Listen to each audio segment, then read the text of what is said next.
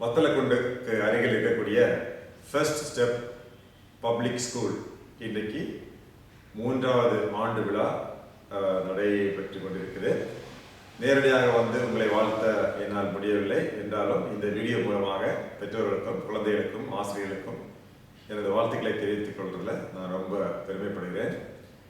First step public school வெறும் 65 மாணவிகளை வைத்து ஆரம்பித்து இன்னைக்கு 467 மாணவர்கள் படிக்கக்கூடிய ஒரு நல்ல சிபிஎஸ்இ ஸ்கூலாக திகழ்ந்து கொண்டிருக்குது.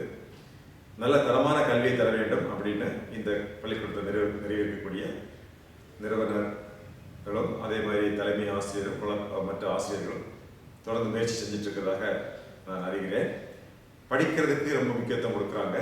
அதே மாதிரி படிப்பு அல்லாத மற்ற சிறந்த சில எக்ஸ்ட்ரா கரிக்குலர் ஆக்டிவிட்டீஸ், விளையாட்டு, நம்ம சோஷியல் ஆக்டிவிட்டீஸ், யோகா, அதே மாதிரி ரோலர் ஸ்கேட்ஸ், இது போன்ற கோ கரிக்குலர் ஆக்டிவிட்டீஸுக்கு ரொம்ப அதிக முக்கியத்துவம் கொடுக்கறதுனால பிள்ளைகளுக்கு நல்ல தலைமை பண்புகள் வளர்வதற்கு காரணமாக இருக்குது. ஸோ இந்த பள்ளிக்கூடம் இன்னும் நல்ல சிறப்பாக வளர்ந்து இந்த பகுதியில் இருக்கக்கூடிய இளைஞர்களுக்கு நல்ல தரமான கல்வி தந்து அதன் மூலமாக பிள்ளைகள் எல்லாம் உயர்ந்த நிலைமைக்கு வரணும் அப்படின்னு நான் வாழ்த்துக்கிறேன். பெற்றோர்களை பொறுத்த வரைக்கும் நான் உங்களை பாராட்டுகிறேன். உங்கள் பிள்ளைகளுக்கு ஒரு தரமான உயர்ந்த கல்வி தர வேண்டும் என்று நீங்கள் ஆசைப்படுகிறீங்க. உங்களுடைய ஆசை ஒரு நல்ல நியாயமான ஒரு ஆசை. அதை நிறைவேற்றக்கூடிய வகையில் இந்த பள்ளிக்கூடம் சிறப்பாக இருக்கும் என்று நான் நம்புகிறேன். பெற்றோர்களை பொறுத்த வரைக்கும் குழந்தைகள்கிட்ட இருக்கக்கூடிய திறமைகளை நீங்கள் கண்டுபிடிக்கணும். அது உங்களுடைய முக்கியமான பொறுப்பாக இருக்குது. எல்லா பிள்ளைகளும் ஒன்று மாதிரி இருக்க மாட்டாங்க. ஒரு சில பிள்ளைகள் நல்லா படிப்பாங்க, ஒரு சில பிள்ளைகளுக்கு விளையாட்டில் ஆர்வம் இருக்கும், ஒரு சில பிள்ளைகளுக்கு கவிதை எழுதுறது ஆர்வம் இருக்கும், ஒரு சில பிள்ளைகளில் பாட்டு பாடுறதுக்கு ஆர்வம் இருக்கும், ஒரு சில பிள்ளைகளுக்கு கம்ப்யூட்டரில் ரொம்ப ஈடுபாடு இருக்கும். இப்படி எதில் அவருக்கு அதிகமான திறமை இருக்குது அப்படின்னு கண்டுபிடிச்சு அந்த திறமையை இன்னும் பலப்படுத்துறது ரொம்ப பிரயோஜனமாக இருக்கும். குழந்தைகள்கிட்ட நம்ம தொடர்ந்து பேசுறதை விட குழந்தைகள் என்ன பேசுகிறாங்க அப்படின்னு நீங்கள் அவங்கள வாட்ச் பண்ணலாம். அவங்களுடைய ஆசைகள், அவங்களுடைய விருப்பங்கள் எல்லாத்தையும் அவங்க சொல்லுவாங்க. குழந்தைகளுக்கு வந்து நம்ம நேசிக்கிறோம் அப்படிங்கிறது தெரியும். நீங்கள் குழந்தைகளை நேசிக்கிறீங்க இல்லைன்னு சொல்ல முடியாது. ஆனால் அது பிள்ளைகளுக்கு தெரியும். வெளிப்படையாகவே பிள்ளைகளை கட்டிப்பிடிச்சு முத்தம் கொடுக்கணும். பிள்ளைகளை நம்ம நேசிக்கிறோம்னு சொல்லணும். அதை வெளியே காட்டுற மாதிரி பிள்ளைகள் விரும்புகிற பொருட்களை வாங்கி கொடுக்கணும். அது ரொம்ப ரொம்ப அவசியம். மனசுக்குள்ள எல்லா ஆசைகளும் இருக்கும். பிள்ளைகளுடைய மேலே நமக்கு அன்பு இருக்கும். ஆனால் அதுக்கு மேலே மரியாதைன்னு ஒன்று இருக்குது. குழந்தைகளுக்கு போதுமான மரியாதை. அவங்கள வாங்க போங்கன்னு சொல்லி கூப்பிடலாம். அவங்கள வீட்டில் பெரியவங்கள மாதிரி நம்ம ட்ரீட் பண்ணலாம். குழந்தைகளுக்கெல்லாம் ஒன்றும் தெரியாது, வெளியே போ, நீ இதெல்லாம் கேட்கறது அப்படி அவசியம் இல்லை, நாங்கள் பெரியவங்க தான் பேசிகிட்டு இருக்கிறோம், இப்படிலாம் குழந்தைகள் சொல்லக்கூடாது. குழந்தைகளும் ஒரு மனிதர்களை மாதிரி, பெரிய மனிதர்களை மாதிரி சம அந்தஸ்தும் சம மரியாதையும் கொடுக்க வேண்டும் என்பது மிக மிக முக்கியம். குழந்தைகளை அடிக்கடி பாராட்டணும். சில பிள்ளைகளுக்கு மார்க் கம்மியாக இருந்திருக்கலாம், அப்போ கூட பாராட்டணும்.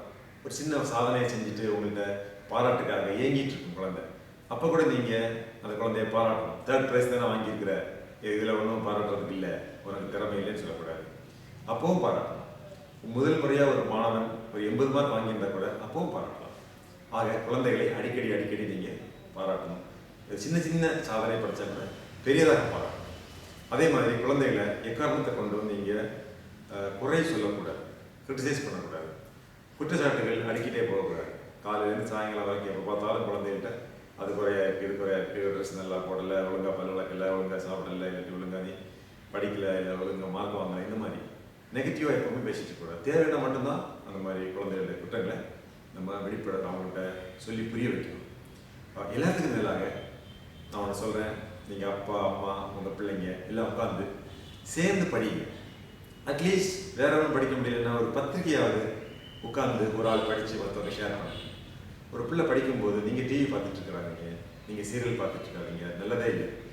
ஃபேமிலியாக அப்பா அம்மா பிள்ளைகள் சேர்ந்து ஒரு 3 மணி நேரம் நீங்களும் ஏதாவது புக்கை எடுத்துக்கங்க, நீங்களும் படிங்க, பிள்ளையும் படிக்கட்டும்.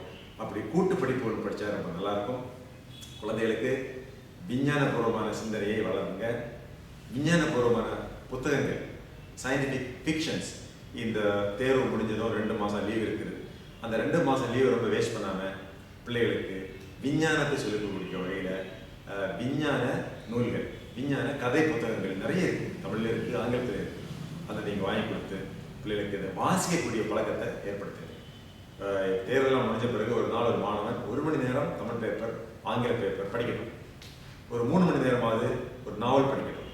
ஒரு 3 மணி நேரமாவது அந்த குழந்தை விஞ்ஞானபூர்வமான நூல்கள் படிக்கட்டும். அதுக்கு நிறைய வாங்கி கொடுங்க. நீங்களும் படிங்க. உங்கள் வீடே ஒரு விஞ்ஞான ஆய்வுக்கூடமாக மாறட்டும். அதுக்கு இந்த பள்ளிக்கூடம் ஃபர்ஸ்ட் ஸ்டெப் பப்ளிக் ஸ்கூல் நிச்சயமாக துணை போகும் நினைக்கிறேன். இதனுடைய தாளர் கைல்வெளி அவங்க ரொம்ப ஆர்வம் காட்டுறாங்க.